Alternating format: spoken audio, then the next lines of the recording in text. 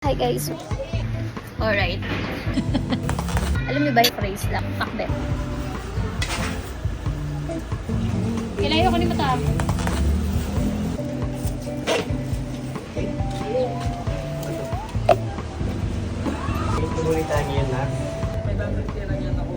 Hi guys! Welcome to my stories.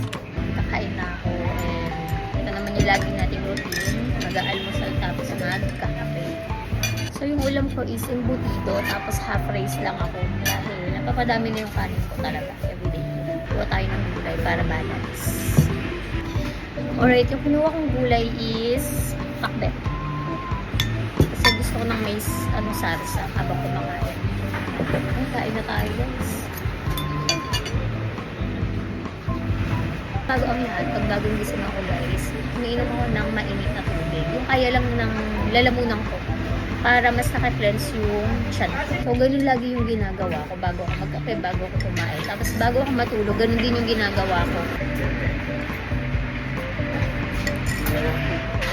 Ninang shing pala. Parang napadami yung rice ko. Parang hindi ito kalahati, parang sobra sa kalahati. Since maaga dumating yung papa ko dito yung tindahan, maaga akong uuwi ng bahay. Maglalaba na ako. And then, after ko maglaba, not sure pa ako kung may umaga ako alas o hapon. Pupunta kasi ako sa BIR. So, asikasuhin ko lang yung tax. Kasi naka-registered ako as content creator, guys. Alam niyo ba, hindi sila makainom sa kape ko kasi walang lasa yung kape ko.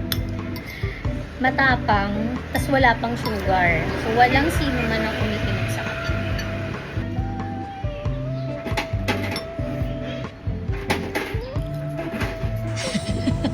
Yes, ang ganda.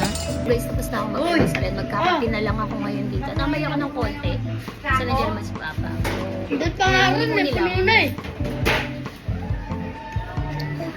Pusin ko lang to din. Baba ni Mama. Uuwi na ako.